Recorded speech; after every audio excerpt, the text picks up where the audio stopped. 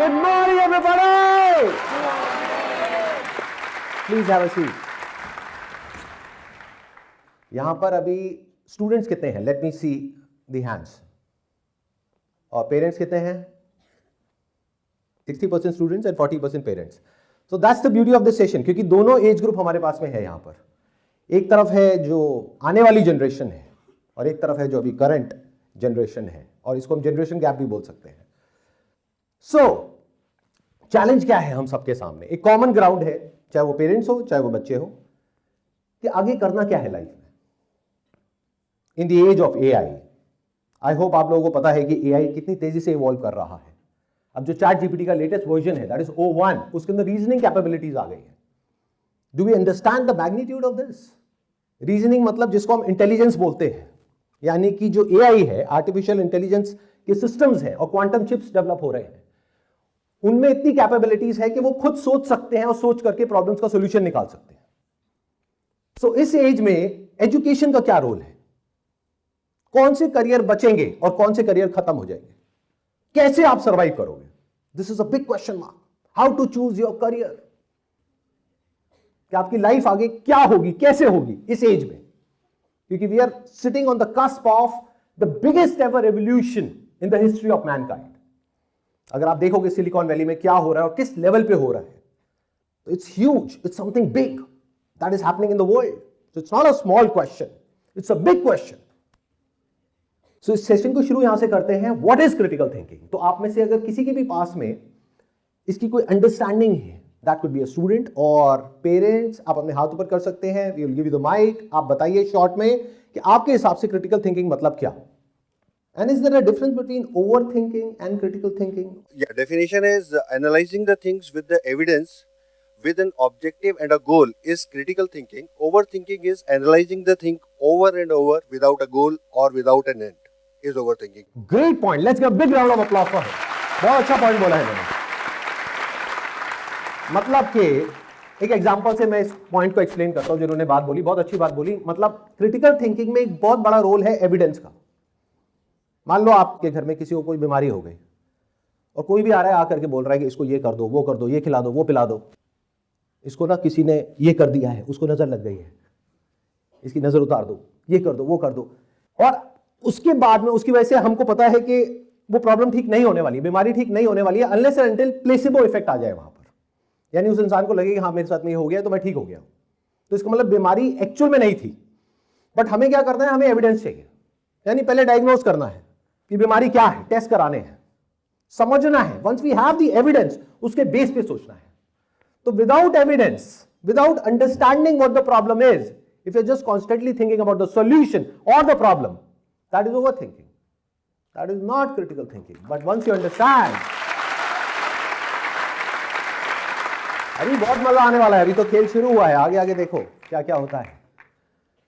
लेकिन अगर आप एविडेंस को अच्छे से समझते हो, अच्छे से ये देखते हो कि जो भी प्रॉब्लम है वो एक्चुअल में क्या है, उसको समझते हो, फिर उसके ऊपर सोचते हो, that is critical thinking. Please anybody else? एक बहुत बड़ी प्रॉब्लम है आप सबके सामने, चाहे आप यहां पे स्टूडेंट्स हो चाहे पेरेंट्स हो, कि in the age of AI, जहां पे जो कंप्यूटर्स हैं वो आपसे मिलियन टाइम्स ज्यादा इंटेलिजेंट है. Whatever we mean by intelligence, for that matter, not just in terms of the amount of information that is stored in there, but also the reasoning capabilities जो वहां पे develop होती जा रही है. मतलब अगर आप एक एआई सिस्टम को एक पर्टिकुलर प्रॉब्लम देते हो तो वो सॉल्यूशन निकालने में आपको लगेगा मान लो कई दिन, कई महीने, but that can come out with a solution in seconds. तो अब ऐसे में क्या करें? कौन सा करियर चूज करें? कहीं ऐसा तो नहीं आज आप एक करियर चूज कर लो बेस्ड अपॉन के पास्ट में ऐसा होता आया है, वो भैया दीदी ने ये किया था आज से 10 साल पहले, 20 साल पहले, आज वो बहुत सक्सेसफुल है तो मैं भी यही करूंगा तो 20 साल बाद मैं सक्सेसफुल होऊंगा. हो सकता है वो भैया दीदी आपके जो है वो ही अनएम्प्लॉयड होने वाले हैं. तो अब आप क्या करोगे? कैसे अपना करियर चूज करोगे? ऐसे में कितनी बड़ी प्रॉब्लम है ये. तो इस प्रॉब्लम को अप्रोच कैसे करें? इसका पहला स्टेप क्या है? प्रॉब्लम हम सबको क्लियर हो रही है, ये पेरेंट्स के लिए भी है और बच्चों के लिए भी है, और बहुत बड़ी प्रॉब्लम है. आने वाली जनरेशन के लिए बहुत बड़ी प्रॉब्लम है कि एआई आज जिस लेवल पे है वो आने वाले 5 साल बाद, 10 साल बाद It's not going to be 2x, 3x, 10x. It's going to grow exponentially. Maybe 1,000,000 times better होने वाला है. Quantum chips बन चुके हैं, आपने देखा होगा न्यूज में. तो what is the role of a human being? What is the role of education? Sir problem को सॉल्व करने के लिए before doing anything, before breaking the problem down into parts, we should always have a positive outlook कि हमें we should approach a problem in a positive way before doing anything. If हम पहले ही सोच लेंगे that the problem we can not solve the problem, it will not happen. Perfect, that is the first step, right. कि पहला step हमको समझ आता है. खत्म, ओके जी, थैंक्स, बाय. क्या ये बेल बजी है? आई थॉट अच्छा ठीक. That was the problem of the bell, not your problem और माय प्रॉब्लम. अभी इन्होंने एक बहुत अच्छी बात बोली है कि किसी भी प्रॉब्लम को अप्रोच करने का जो सबसे पहला स्टेप है, यानी क्रिटिकल थिंकिंग का जो सबसे पहला स्टेप है, दैट इज ओपन माइंड.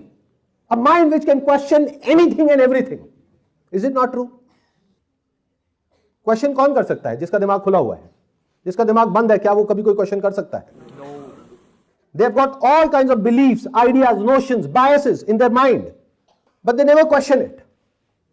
और क्वेश्चन करते भी हैं तो दूसरों के करते हैं. यानी आप घर में अपने पेरेंट्स के जो बिलीफ्स हैं उसको तो क्वेश्चन करते हो, खुद के नहीं करते हो. Is it critical thinking? उसकी वजह से क्या होता है? क्लैश होता है. मुझे ये करना है, पेरेंट्स कह रहे नहीं करना है, क्लैश हो गया.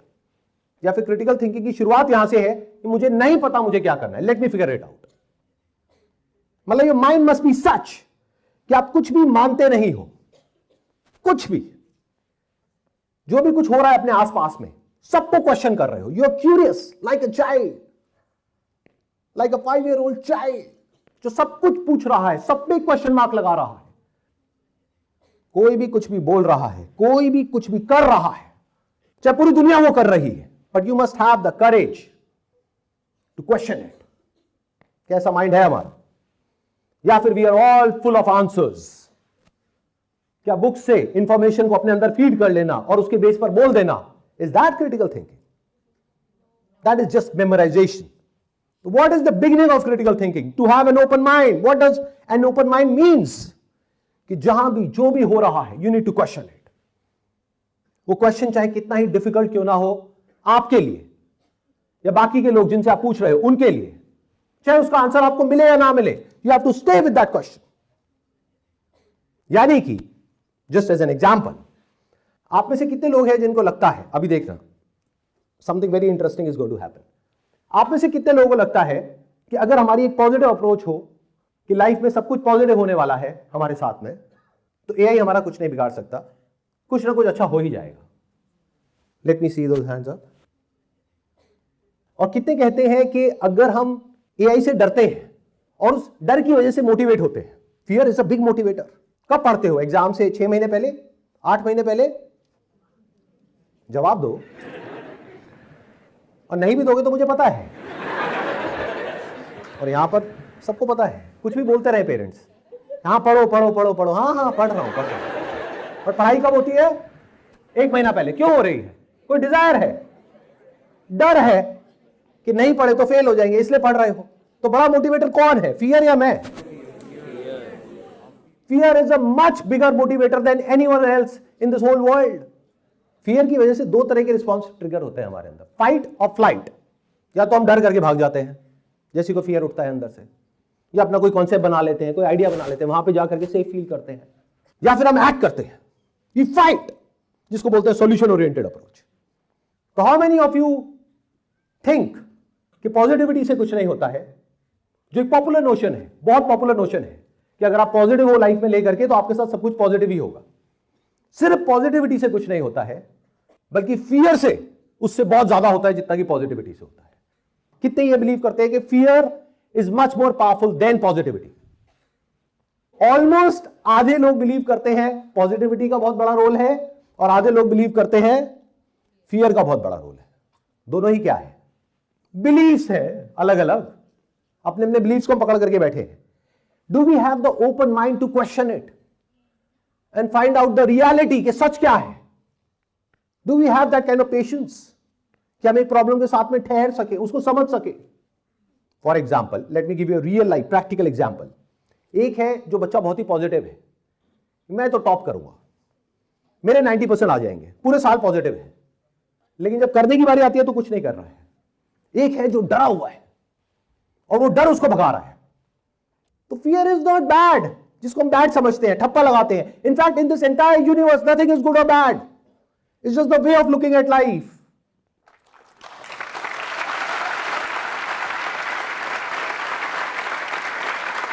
व्हाट इफ आई से कि अगर इस प्रॉब्लम को हमको अप्रोच करना है तो फियर से अप्रोच करना होगा।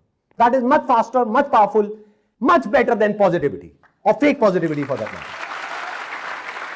यानी इस प्रॉब्लम को अप्रोच करने के दो तरीके हैं हमारे पास कि क्या करियर चूज करें। एक कि हम पॉजिटिव हो जाए कि पास्ट में कुछ ऐसा हुआ तो उसके बेस पे फ्यूचर में भी कुछ अच्छा ही होगा, या फिर हमारे साथ में सब कुछ अच्छा होगा, हम बहुत पॉजिटिव हैं लाइफ को लेकर के, उससे कुछ होता है क्या।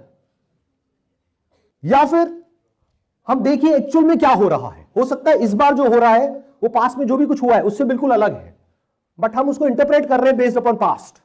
जैसे पास्ट में क्या हुआ, टाइपराइटर्स होते थे, कंप्यूटर्स आए, लोग डरे कि हमारी जॉब चली जाएगी, लेकिन जॉब गई नहीं। जिन्होंने कंप्यूटर सीखा वो टाइपराइटर से कंप्यूटर्स पे शिफ्ट हो गए, माइग्रेट हो गए। क्या इस बार भी ऐसे होने वाला है? इज इट माइग्रेशन और इज इट एनिहिलेशन? दोनों में बड़ा फर्क है। You are thinking it's migration, but if computers can do the thinking for you, then how is it migration? दुनिया आपको ये बात नहीं बोलेगी। क्यों नहीं बोलेगी? क्योंकि आप डर जाओगे। तो they want you to feel safe and secure। कोई कंपनी ये बात नहीं बोलेगी कि हम इतने लाख लोगों को ले ऑफ करने वाले हैं, हम नए लोगों को रिक्रूट नहीं करने वाले हैं, वो नहीं बोलेंगे, बट ये हो रहा है। मेरा जो सर्कल है, सर्कल इन द सेंस जो सोशल सर्कल है, उसमें जितनी भी टॉप कंपनीज है इंडिया की, उसके फाउंडर्स हैं, को फाउंडर्स हैं, सीईओज हैं। तो I know what is actually happening behind the camera. कुछ बहुत बड़ा हो रहा है और बहुत तेजी से हो रहा है। पास में जो कुछ भी हुआ उसमें और अब में जो हो रहा है उसके बीच के फर्क को देख पा रहे हो? मतलब पास में क्या हुआ, एक काम हाथ से होता था, मशीन बन गई, तो अब मशीन के लिए ऑपरेटर आ गया। इस बार वो मशीन ऑटोनोमस होने वाली है। अच्छा, आप में से कितने लोगों को पता है एआई एजेंट्स के बारे में? कोई एक्सप्लेन करना चाहेगा वो क्या होते हैं? The main difference between what AI and data analytics or whatever. See, analytics was done during the time of Mahatma Gandhi also, right? Now what you are talking about is the autonomous capability of the decision making. So there are certain repeated tasks. For example, an accountant is doing a repeated task, or a doctor is doing a repeated task. Or even a software engineer is doing some kind of repetitive task like coding. So to give example of software engineering, we already have Devin, which is a AI enabled software engineer. So no need to build a website by your own self or create some database by your own self. The agent has been programmed with certain algorithms, which can do these tasks. और ये अभी किस level पे है? If I'm not wrong, you are from the IT background? Yes. You are an engineer by profession? I had the cyber security for some. तो he has got an idea कि क्या हो रहा है, आप वहां से देख रहे हैं, राइट? आप एक्चुअल में देख रहे हैं वो चेंज को होते हुए। Yes, we are doing it practically also. You are doing it practically, and is it a small change or a big change? It's a big change. It's a big shift, big change. AI agents are like an employee, in fact much better than a human employee. ध्यान से समझोगे मैं क्या कर रहा हूं? मैं आपको डरा रहा हूं, बिकॉज जब तक आप डरोगे नहीं आप कुछ करोगे नहीं। ये आपकी फितरत है। मैं आपको सब कुछ अच्छा अच्छा बोलूंगा, कुछ करोगे क्या? आपको एक फील गुड फैक्टर मिल जाएगा यहां से। इस सेशन के बाद में कुछ बदलेगा क्या? लेकिन अगर आपने ध्यान से मेरी बातों को सुन लिया तो क्या होगा? आप डर जाओगे। अगर नहीं सुना तो वही करते रहोगे जो कर रहे हो। यानी 5 मिनट के लिए जाओगे इंस्टाग्राम पे, यूट्यूब पे, यहां पे वहां पे, और 5 घंटे हो जाएंगे, पता ही नहीं लगेगा टाइम कैसे निकल गया। या फिर वही करते रहोगे जो सब कर रहे हैं, तो वही होगा आपके साथ में जो सबके साथ होने वाला है। ध्यान से सुनो, it's very important for you, not for me. This session is for you, for students and for parents. बहुत इंपॉर्टेंट एक क्रॉस रोड पे हम खड़े हैं, एक बहुत इंपॉर्टेंट पॉइंट पर हम हैं। एआई एजेंट का मतलब यह होता है कि अगर आज मेरा एक स्टार्टअप है, मान लेते हैं सॉफ्टवेयर इंजीनियरिंग करते हो आप किसी टॉप कॉलेज से, तो मेरे पास में 2 ऑप्शंस हैं। एक कि मैं आपको रिक्रूट करूं for doing some task, for coding. दूसरा है किसी एआई एजेंट को मैं डिप्लॉय करूं उस पर्टिकुलर टास्क पे, जिसके मेरे को कुछ नॉमिनल चार्जेस देने हैं उस प्लेटफॉर्म के, जो कि मेरे को वो फैसिलिटी दे रहा है कि उस एआई एजेंट को मैं क्रिएट कर सकता हूं और एक पर्टिकुलर टास्क असाइन कर सकता हूं। मान लो उसको मुझे देना है $10, $20, $100 महीने का एक एआई एजेंट का। तो क्या मैं 100 एम्प्लॉइज रिक्रूट करूंगा या फिर 100 एआई एजेंट्स रिक्रूट करूंगा? मैं क्यों 100 एम्प्लॉइज रिक्रूट करूंगा जो कि दिन में 8 घंटे काम करते हैं? An AI agent who can work 24/7 without a break, which is working on cloud. Cloud computing के बारे में पता है आप लोगों को? मतलब किसी मशीन पे वो काम नहीं कर रहा है, it's working on cloud with infinite possibilities. कितना ही स्केल कर लो उसको ऑन द फ्लाई। बट अगर टीम को मेरे को बढ़ाना है तो मेरे को टाइम लगेगा, पैसा लगेगा, तो मैं कुछ लोगों को रिक्रूट करूंगा जिनको कि उन एआई एजेंट्स को मैनेज करना आता हो, बाकी मैं सारा काम एआई से करवाऊंगा। तो मीडियोक्रिटी कहां बचेगी आने वाले टाइम में? मीडियोक्रिटी मतलब कि आप जा करके पास्ट में एक कंपनी में जा करके छुप सकते थे। अगर आप एक मीडियोकर थिंकर भी हो तो फ्यूचर में कहां छुपोगे? मीडियोकर सोच वाले लोगों के लिए कोई जगह बचने वाली नहीं है। This is a fact, not an illusion. अब ये कैसे पता लगेगा आपको कि मैं आपको सिर्फ डरा रहा हूं, डराने के लिए, या उसमें मेरा कोई बेनिफिट है, या एक्चुअल में मैं सच बोल रहा हूं? कैसे पता लगेगा? You have to go yourself and do research on कि इस वक्त सिलिकॉन वैली में क्या हो रहा है। इनफैक्ट जो भी कुछ आप कर रहे हो सुबह से रात तक, वो सब कहां से आया है? यानी कि गूगल, सोशल मीडिया, यहां तक कि ये जो हम कपड़े पहनते हैं जिसको जीन्स बोलते हैं, टी शर्ट पहनते हैं, ये सब कहां से आया है? जो भी कुछ आप कर रहे हो, जो भी प्रोडक्ट्स आप कंज्यूम कर रहे हो, सबकी शुरुआत कहां से हो रही है? वेस्ट से। Majority of these big companies all over the world, जो कि हमारी लाइफ को पूरी तरह से बदल देती है और हमको पता भी नहीं लगता है, those are from Silicon Valley in California. तो अगर आप वहां पर देखते हो क्या हो रहा है, किस तरह की कंपनी को फंडिंग मिल रही है, कंपनीज क्या कर रही है, तो आप देख सकते हो फ्यूचर में क्या होने वाला है। बट क्या एक्चुअल में आप ये सब देख रहे हो? एक्चुअल में पता है? Let me ask it practically. सच सच बोलना, कोई इसमें शर्म की बात नहीं है। आप में से कितने हैं जिन्होंने आज पहली बार ये टर्म सुनी है, एआई एजेंट? आज से पहले सुनी नहीं थी, इस सेशन से पहले। Almost everyone. तो इसका मतलब क्या हो रहा है कि दुनिया में एक बहुत बड़ा चेंज आ रहा है जिसके बारे में हमको पता ही नहीं है। We have got no clue, no idea. तो क्रिटिकल थिंकिंग का सबसे पहला पार्ट क्या हुआ? Have an open mind. कुछ भी मत मानो कि कुछ बहुत अच्छा होने वाला है या कुछ बहुत बुरा होने वाला है। कुछ लोगों के साथ बहुत अच्छा होने वाला है, कुछ लोगों के साथ बहुत बुरा होने वाला है। It's a fact. जैसे पास्ट में भी हुआ है, जब भी कोई नया बड़ा चेंज आया है, तो अब आपके साथ अच्छा होगा या बुरा होगा, उसकी शुरुआत कहां से होगी? You have to go and do some research, collect data, collect information. देखो क्या हो रहा है, बी अपडेटेड। बजाय यूट्यूब पे जाकर के ऐसे चैनल्स को सब्सक्राइब करने के जहां पे सिर्फ कॉमेडी है, एंटरटेनमेंट है, which is good for relaxation, that's fine. As they say laughter is the best medicine, that's fine. But दवाई की भी अपनी एक लिमिट होती है ना। 24 घंटे हंसते रहोगे देख देख करके तो क्या होगा? जैसे एक ओवरडोज नहीं हो जाती है एक इंसान को दवाई खा खा करके, वैसी हालत हो जाएगी। यू विल बिकम डम। अपने आप सोशल मीडिया का जो एल्गोरिथम है आपको कुछ ना कुछ दिखाता रहेगा। You will become more and more addicted. सोचने की, समझने की कैपेबिलिटीज खत्म हो जाएंगी, प्रॉब्लम्स के साथ ठहरने की कैपेबिलिटीज खत्म हो जाएगी। मतलब you will become a mediocre person who is much inferior to a machine which has got reasoning capabilities. The future में you will be replaced by a machine. So be aware of whatever is happening. बहुत तेजी से development हो रहा है।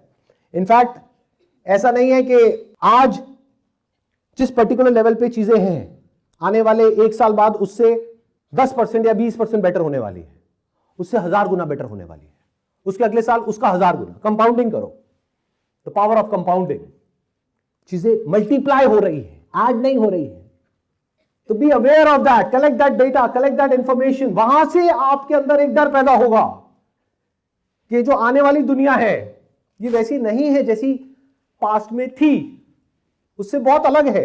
तो मुझे उसके लिए अपने आप को तैयार करना है। मुझे देखना है कि क्या बचेगा और क्या मिटेगा। कहीं ऐसा तो नहीं है मैं अगले अपने 5 साल या 10 साल किसी ऐसी चीज में लगाने वाला हूं जो खत्म होने वाली है। Does that make any sense?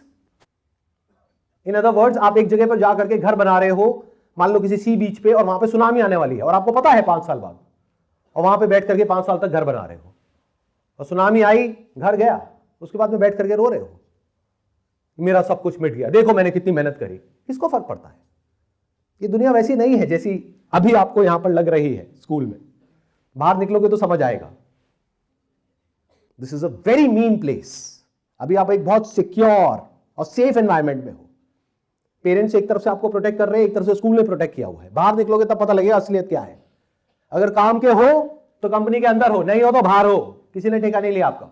That's the fact of this world.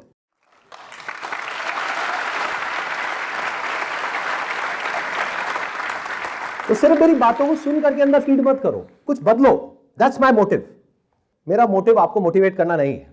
उससे क्या होगा, कुछ पॉजिटिव बातें बोलूंगा, अच्छा लगेगा सुनने में, गूज़बम्प्स भी आ जाएंगे, I know how to do all that, but मेरा मोटिव क्या है कि कुछ बदल जाए आप सबके अंदर। तो मेरे टाइम का और आपके टाइम का यहां पे जो हम इन्वेस्ट कर रहे हैं उसका कोई बेनिफिट है, नहीं तो टाइम वेस्ट है। And time is more important than money. कुछ बदलना चाहिए इस सेशन के बाद में। मतलब क्या करना है, अपना जो टाइम, अपना जो एफर्ट है, अपनी जो एनर्जी है, वो ऐसी जगह पर लगा रहे हो जहां से आपको कुछ प्लेजर मिल रहा है, कुछ सेंसेशंस मिल रही है और बहुत मजा आ रहा है। तो वो सब ठीक है अपनी जगह पर, लेकिन उसके साथ साथ में अपनी एनर्जी ऐसी जगह पर भी लगाओ, समझो दुनिया में क्या हो रहा है। I can see it from behind, जो फ्रंट में कभी नहीं आएगा। मीडिया आपको कभी नहीं बोलेगा क्योंकि पैनिक हो जाएगा सोसाइटी में अगर ये बात बाहर आ गई तो। अगर ले ऑफ्स नहीं भी होंगे तो नए रिक्रूटमेंट कम हो जाएंगे। Is it not as bad as layoffs? कि अगर कंपनीज हर साल के 50 लाख लोगों को रिक्रूट कर रही थी तो अब सिर्फ 5 लाख लोगों को करेगी, बाकी काम यही से करवाएगी, तो ये कहीं न्यूज में आएगा ही नहीं क्योंकि किसी को निकाला नहीं। तो आप करोगे क्या? और कंपनी के पास में पावर आ गई है, उसके पास में चॉइस आ गई है जो आज तक नहीं थी, कि वो आपको रिक्रूट करे या फिर कंप्यूटर से अपना काम करवाए। तो उसकी वजह से क्या होगा, कंपनी के हाथ में कंट्रोल है। अच्छा, अगर इसको दूसरी तरफ से आप देखो कि अगर आप एक कंपनी के ओनर हो तो आप एक एम्प्लॉय को कम से कम सैलरी पे रिक्रूट करना चाहोगे या ज्यादा से ज्यादा? तो इसका मतलब जो मीडियोक्रिटी है उसकी सैलरी या तो कम होने वाली है, उसमें कंपनी का फायदा है, तो कुछ एक्स्ट्रा ऑर्डिनरी होना पड़ेगा, यानी कि उस कंपनी की ग्रोथ में एक्चुअल में कुछ वैल्यू ऐड करनी पड़ेगी।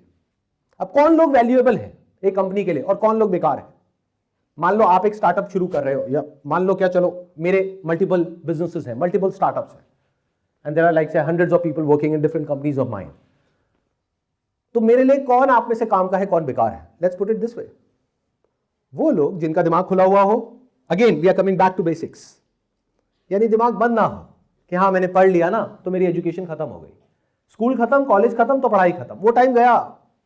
Now you need to be a constant learner, you need to be on your toes all the time, सीखते रहना है।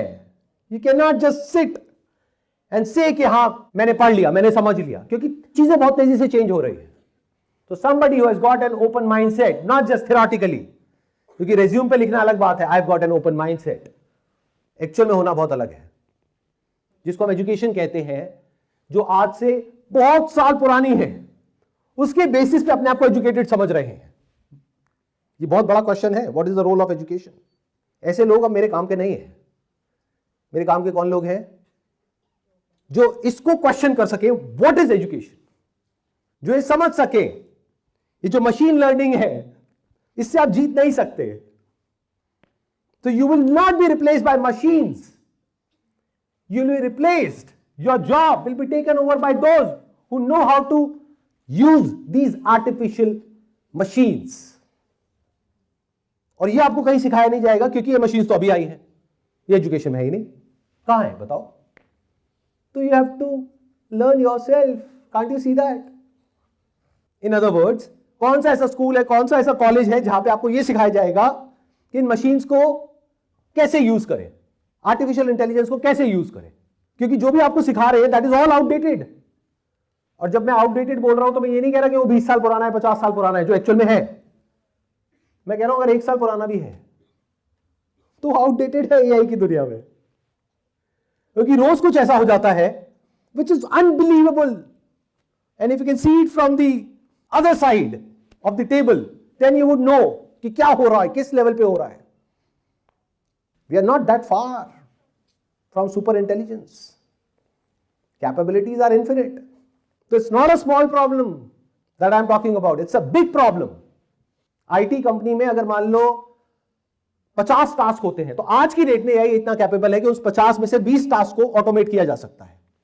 That means 40% of the workforce can be replaced either today or 1 year or 2 years down the line. It's a big problem. और ये आज की बात है, आने वाले 2 साल बाद क्या होगा, 5 साल बाद होगा, we don't know. तो ऐसे में क्या करें? It's a big challenge. So what is critical thinking? To see this problem, which is a big problem, face it as it is, और अब अपने आप को तैयार करना इस नई दुनिया के लिए. तो अब अगर मैं स्टेप्स में डिवाइड करूं कि एग्जैक्टली हम क्या कर सकते हैं, इस प्रॉब्लम को कैसे अप्रोच कर सकते हैं, जो भी आप करने का सोच रहे हो, whether you are from science background और कॉमर्स बैकग्राउंड, पहले उसको ब्रेक डाउन करो, ध्यान से देखो कि उसमें आज क्या क्या टूल्स हैं जो एआई में किस किस तरीके से इवॉल्व हो रहे हैं, उससे कनेक्ट हो जाओ. कनेक्ट होने का क्या तरीका है? बड़ा आसान है. यूट्यूब पे हो तो सब्सक्राइब कर लो ताकि आपको रेगुलर अपडेट्स मिलते रहे. ऐसे बहुत सारे फोरम्स हैं जहां पर जाकर के स्टडी करो कि इसमें क्या नए डेवलपमेंट्स आ रहे हैं, क्या नए चेंजेस आ रहे हैं. अगर उसके कोई छोटे छोटे कोर्सेज हैं तो वो सीख सकते हो, वो कर सकते हो, उसको यूज करो, उससे डरो मत. Don't be in a denial mode. ये नहीं, इससे कुछ नहीं होने वाला है. I started as a photographer in 2000, आज से 24 साल पहले. उस वक्त फिल्म वाले कैमरास होते थे जिसको बोलते हैं analogue cameras. I am not sure आप में से कभी किसी ने देखा भी है कि एनालॉग कैमरा कैसा होता है. अब सबको पता है कि डिजिटल कैमरास होते हैं. I was one of the first ones in India to adopt this digital revolution. बहुत सारे फोटोग्राफर्स उस टाइम पे they were all in denial mode कि नहीं नहीं, इसकी क्वालिटी अच्छी नहीं है डिजिटल की. अरे ये तो पिक्सल्स हैं, इसकी देखो ना डेप्थ नहीं है, कलर सैचुरेशन नहीं है, ये नहीं है, वो नहीं है. मैंने कहा ठीक है अभी नहीं है, बट आने वाले 2 साल बाद तो होने वाली है, तो मुझे आज तैयार करना है. तो we started working on this project of ours जब लोगों ने सोचा भी नहीं था कि एक दिन ऐसा आएगा जब इतना बड़ा एक डिजिटल आर्काइव बनेगा. क्योंकि उस वक्त फिल्म चलती थी, उसको प्रोसेस करके फिल्म को प्रिंट आउट बनता था, उस प्रिंट आउट को स्कैन किया जाता था, फिर एड में यूज किया जाता था. आई कुड सी कि आने वाले टाइम में सब बेकार हो जाएगा, रिडंडेंट हो जाएगा, और वही हुआ. Know how to see the future, ध्यान से सुनना, ध्यान से समझना. फ्यूचर में क्या होने वाला है, क्या ये जानना आपके लिए इंपॉर्टेंट है या नहीं है? यस और नो? कितने कहते हैं यस, कितने कहते हैं no? Yes, it is very important. Because future में जो होने वाला है, अगर उसके हिसाब से एक्ट करोगे तो आज फ्यूचर में आप सक्सेसफुल हो जाओगे. फ्यूचर में जो होने वाला है उसके अपोजिट तरीके से अगर आज आप एक्ट करोगे तो फेल हो जाओगे. इसको सक्सेस बोलते हैं, इसको फेलियर बोलते हैं. तो पहले आपको समझना पड़ेगा फ्यूचर में क्या होने वाला है. आप कैसे समझोगे ये फ्यूचर होता क्या है? What is future? This is part of critical thinking. ध्यान से समझना. जब भी कंफ्यूजन हो, वाई से हटके, हाउ से हटके व्हाट पे आ जाओ. ध्यान से सुनना, मैं दोबारा बोलूंगा. जब भी लाइफ में कंफ्यूजन हो, वाई से हट जाओ, हाउ से हट जाओ, व्हाट पे आ जाओ. मेरे साथ ऐसा क्यों हुआ? अरे भाई जो होना था हो गया, अब मैं कैसे करूं इसको, प्रॉब्लम को ठीक? किसी से जाकर के पूछ रहे हैं. अब वो जो बता रहे हैं वो उस तरीके से बताएंगे जिसमें उनका फायदा है या जो उनका बिलीफ सिस्टम है. दोनों तरफ से फंस गए. वाई ने भी आपको फंसा दिया, हाउ ने भी फंसा दिया. Can you see that? देखते हो अपने घर में ये सब होते हुए कि हमारे साथ ही ऐसा क्यों हो रहा है, एक के बाद एक प्रॉब्लम आ रही है. अरे भाई तुम्हारे साथ नहीं हो रहा है, दुनिया में सबके साथ हो रहा है. वो अलग बात है, तुम्हें पता नहीं है. क्योंकि जब अपने साथ में होता है तो वो रोना होता है, साथ वाले घर में होता है तो एंटरटेनमेंट होता है. तो इसलिए हमें पता नहीं है कि दुनिया में क्या हो रहा है. क्यों हो रहा है is a waste of time. कैसे करना है ये आपको फंसा देगा और डम कर देगा. कोई भी आएगा, ये प्रॉब्लम है, इसका ये सॉल्यूशन है, चलो ये पहन लो, ये कर लो, वो कर लो, यहां चले जाओ, वहां चले जाओ. उसका प्रॉब्लम से क्या कनेक्शन है? What? This is the essence of critical thinking.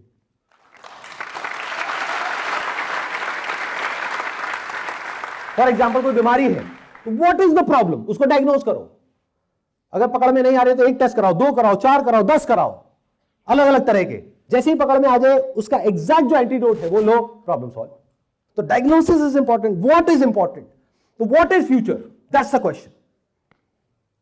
ये छोटा क्वेश्चन नहीं है. आई एम नॉट श्योर आपने आज से पहले ये क्वेश्चन पूछा भी या नहीं पूछा लाइफ में कभी. What is future? फ्यूचर किसे कहते हैं? फ्यूचर में क्या होने वाला है वो कैसे प्रेडिक्ट करें? ध्यान से सुनना, ध्यान से समझना. फ्यूचर प्रेजेंट से निकलता है. There is no other way. I am not sure आप में से कितने लोग देख पा रहे हैं सच को. फ्यूचर में जो होने वाला है उसको आप कैसे समझोगे? क्या अपनी समझ के अकॉर्डिंग, अपनी इमेजिनेशन के अकॉर्डिंग, या पास में जो किताबें लिखी हुई है उसको पढ़ करके समझोगे? कैसे समझोगे? क्या फ्यूचर को पास्ट के बेस पे समझोगे, या future which is just an imagination, अपनी एक इमेजिनेशन बनाओगे फ्यूचर की? कैसे समझोगे कि फ्यूचर में क्या होने वाला है? अगर प्रेजेंट में जो हो रहा है उसको आप अच्छे से समझ जाते हो तो based upon that you can predict कि फ्यूचर में ये होने वाला है। अगर आपको पता है कि प्रेजेंट में एक्चुअल में क्या हो रहा है, तो if you are there in the present moment, if you are aware of whatever is going on in the entire world, then you can predict the future, and that's the most precise way to predict the future, बजाय किसी ऐसे इंसान के पास जाकर के पूछने के जो सो कॉल्ड बताते हैं फ्यूचर के बारे में कि तुम्हारे साथ में ये होने वाला है। हाँ ठीक है, बढ़िया। तो अगर आप प्रेजेंट को अच्छे से समझ जाओ तो आप समझ सकते हो फ्यूचर में क्या होने वाला है। तो क्या करना है हम सबको, चाहे पेरेंट्स हैं या स्टूडेंट्स हैं, हमें क्या करना है? पहले एक्चुअल में अवेयर होना है। इग्नोरेंस इज नॉट ब्लिस, जिसने भी कहा है गलत कहा है। Ignorance is foolishness. You need to have knowledge of whatever is going on in the entire world. Only then you can afford a life to live in bliss. Otherwise you don't deserve it.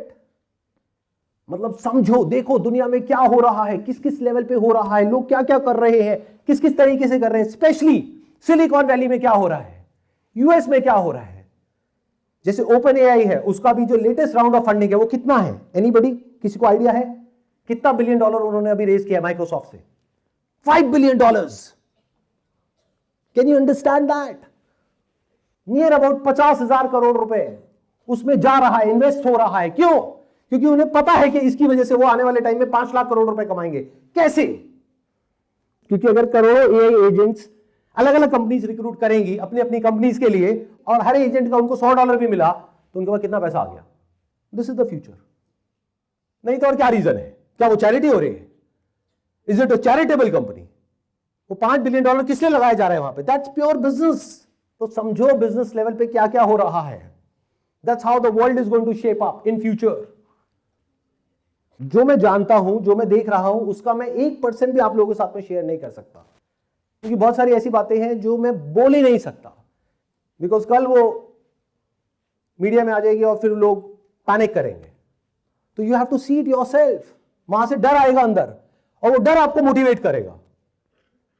Then there will be a fear of unknown. I don't know कि अब मैं क्या करूं ऐसी दुनिया में, and you will stay with this question. वहां से फिर आंसर्स निकल करके आएंगे। अगर सोच रहे हो पॉजिटिविटी से कुछ हो जाएगा, तो भगवान मालिक है आपका। पॉजिटिविटी से कुछ नहीं होने वाला है, नेगेटिविटी से भी कुछ नहीं होने वाला है। Let this fear burn within you. This will motivate you to learn, to run, to achieve, to do something big in your life. There is no other way. नहीं तो अपने कंफर्ट जोन में बैठे रहोगे इस imagination में कि नहीं सब कुछ बढ़िया है, सब कुछ बढ़िया होने वाला है, अच्छा सोचो अच्छा होगा। बकवास, ऐसी नहीं है दुनिया।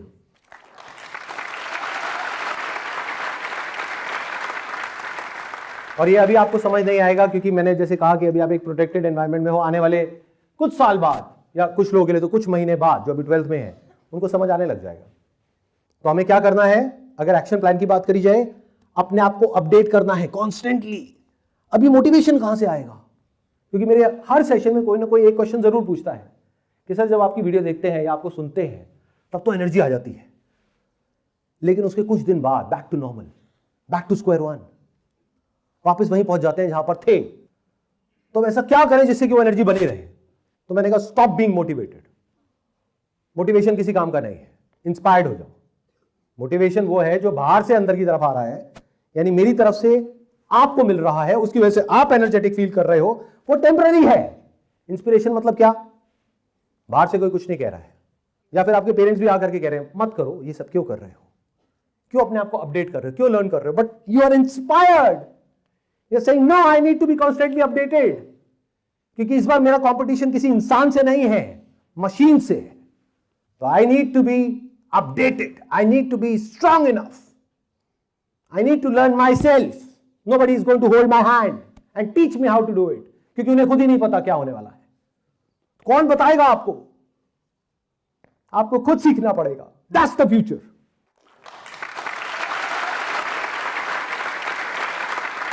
If you can be the kind of person, जैसे इंसान को आप अपनी कंपनी में रिक्रूट करना चाहोगे, ऐसी दुनिया में जहां पर के जो मैक्सिमम काम है वो मशीन्स करेंगी। यानी कि कोई ऐसा इंसान जो तेजी से अपने आप को अपग्रेड कर सके, अपने आप को चेंज कर सके, जो डायनामिक हो, स्टैटिक ना हो। जैसे रुका हुआ पानी होता है ना, तो उसमें क्या होता है, कीड़े लग जाते हैं, गंदा हो जाता है, उसी को गंदा कहते हैं। और पानी बहता हुआ है तो उसको लाइफ बोलते हैं। तो बहते हुए पानी के जैसे हो जाओ, be like a flowing river, be dynamic, कुछ भी सीखने के लिए तैयार, समझने के लिए तैयार, क्वेश्चन करने के लिए तैयार, दिमाग खुला हुआ। जैसे ही जो कर रहे हो, in other words, let me sum it up, जो भी मैंने अभी तक कहा उसको मैं सम अप करता हूं इन द नेक्स्ट 2 मिनट्स। ध्यान से सुनना, ध्यान से समझना। पास में क्या हुआ, एक इंसान कॉलेज में गया, वहां से उसको डिग्री मिली, उस डिग्री के बेस पे एक जॉब मिली, और बाकी की पूरी लाइफ सेट है। जो आज भी बहुत सारे लोग इस टर्म को यूज करते हैं, इंडिया में तो बहुत चलती है।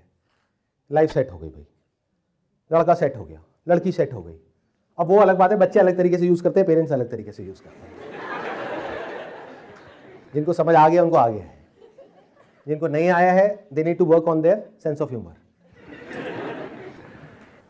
तो पास में क्या होता आया है, लाइफ सेट हो जाती है। ऐसा लगता है ना, मैं बच्चों से बात कर रहा हूं, पेरेंट्स से नहीं कर रहा। लाइफ सेट हो गई, फिर कुछ दिन बाद समझ आता है, अरे नहीं ये क्या हो गया, अरे यार चल चल करके बैठते हैं, बेकार है, लाइफ में कुछ नहीं पड़ा है। फिर कुछ दिन बाद फिर लगता है लाइफ सेट हो गई। तो ऐसा ही करियर में होने वाला है।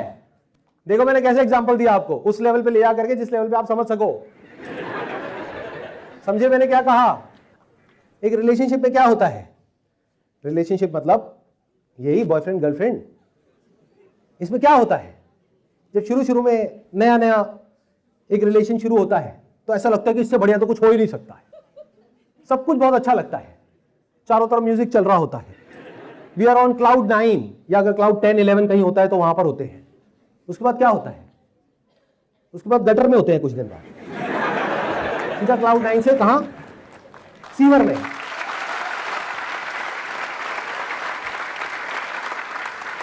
ये आप सबका एक्सपीरियंस है, ये कोई थ्योरेटिकल बात नहीं है। और जिन बच्चों का नहीं है अपने आसपास में देख लो, बहुत सारे देवदास नजर आ जाएंगे, तो सबको पता है ये। तो मैं उसी लेवल पे बात कर रहा हूं, उसी लेवल पे ले जाकर के एग्जांपल दे रहा हूं। अभी देखना मैं इसको कैसे करियर से कनेक्ट करूंगा ताकि आप लोग समझ पाओ एग्जैक्टली क्या होने वाला है। इसको बोलते हैं uninformed optimism to informed pessimism. ये हम सबकी जर्नी है, ध्यान से सुनना। अनइन्फॉर्म्ड ऑप्टिमिज्म, जब तक रिलेशनशिप में नहीं गए होते तब तक क्या हो रहा है, मूवीज देखी यहां से वहां से, प्यार मोहब्बत इश्क ये वो, अरे वाह बहुत मजा आएगा, ये होगा होगा। जब गए तो सरदर्द, कुछ दिन बाद समझ आता है। मतलब क्या हुआ, अनइन्फॉर्म्ड ऑप्टिमिज्म जो क्रिएट हो गया मूवीज से, यहां से वहां से कहानियां सुन करके। फिर इन्फॉर्म्ड पेसिमिज्म, जब चले गए रिलेशनशिप में तो अब दिमाग लगा रहे हैं यहां से बाहर कैसे निकले, इस तरीके से कि इमेज भी खराब ना हो, उसको भी बुरा ना लगे, और गुंजाइश भी रहे कि एक दूसरे रिलेशनशिप में जा सके। मतलब बहुत कॉम्प्लिकेटेड है ये। I know you understand these complications much better than I do. I can relate to it. अब देखो ध्यान से समझो, तो क्या होता है, we hop from one relationship to the other। ये होता है नहीं होता है, मैं कोई मेरी इमेजिनरी एक दुनिया है या एक्चुअल में ऐसा होता है? होता है, बहुत रेयर ऐसा होता है जो मेरे साथ में हुआ है। जानना चाहोगे क्या हुआ है? ठीक है। I met my wife who is just sitting here next to the principal ma'am in school when I was in 11th standard, और आज भी हम साथ में हैं। Exceptions are always there, ऐसा होता है लेकिन ऐसा बहुत रेयर केसेस में होता है, या ये कह लो पास में होता था। अब दुनिया बदल गई है, अब we are in a fast pace world. Bore हो जाते हैं, इंस्टाग्राम पे रील्स देखते हैं, 30 सेकंड में बोर हो जाते हैं। तो एक रिलेशनशिप में कैसे रहेंगे 30 दिन तक? बोर हो गए, 15 दिन बहुत होते हैं। तो ऐसा जो रिलेशनशिप में हो रहा है स्टूडेंट्स के साथ में, जो आप सबका एक्सपीरियंस है, ऐसे ही करियर में होने वाला है। अब क्या करोगे? मतलब पहले के जमाने में क्या होता था, करियर में पढ़ाई करी, डिग्री आई, लाइफ सेट। अब कुछ भी सेट नहीं है, डिग्री से कुछ सेट नहीं होने वाला है। You need to be a constant learner, constant explorer, you need to have a curious mind, you need to have a fearless mind, जो पहले से एक जॉब में जा रहा है या जा रही है ये समझते हुए कि जॉब कभी भी जा सकती है। अब वो पास वाली दुनिया नहीं रही है कि अरेंज मैरिज हो गई, एक पर्टिकुलर एज में, उसके बाद में जिंदगी भर निभाए चले जा रहे हैं। अब वो टाइम गया, कंपनी नहीं निभाएंगी आपके साथ में, क्योंकि कंपनी का मेन मोटिव प्रॉफिट है, और प्रॉफिट आपको हटाने में, आपको रखने में नहीं है। कड़वा लगेगा लेकिन सच है। अब देखना, ध्यान से समझना, अब हम एक स्टेप और आगे बढ़ गए हैं। मतलब क्या होने वाला है करियर में, इस सेट वर्ड को हटा दो अपने माइंड में से। डिग्री की वैल्यू आने वाले टाइम में ऑलमोस्ट जीरो हो जाएगी। Degree, diploma, all these things, value किस चीज की होगी? एक ऐसे इंसान की जिसके अंदर कैपेबिलिटी हो, अडेप्टेबिलिटी हो, क्यूरियोसिटी हो, ओपन माइंडेडनेस हो, जो कॉन्स्टेंट लर्नर हो, एक्सप्लोरर हो, सॉल्यूशन ओरिएंटेड इंसान हो, जिसको एक कंपनी से निकालो, उसको पता है कि कोई बात नहीं, मैं ये अपनी स्किल को अपग्रेड करके, सीख करके फटाफट से कहीं और जा सकता हूं, अपने आप को रीसेट कर सकता हूं, अपने आप को रीबूट कर सकता हूं, पूरी तरीके से अपने आप को बदल सकता हूं। तो अगर ऐसा आपका माइंडसेट है तो फ्यूचर में आप वैल्यूएबल हो इस सोसाइटी के लिए, इस दुनिया के लिए, और कंपनीज के लिए, कॉर्पोरेट वर्ल्ड के लिए, even for that matter business world ke liye. If you have this kind of a mindset, otherwise you're going to be out of job and out of business. That's all what I have got to say. Thank you so much. Wish you all the best for your future. Thank you so much for coming. Thanks.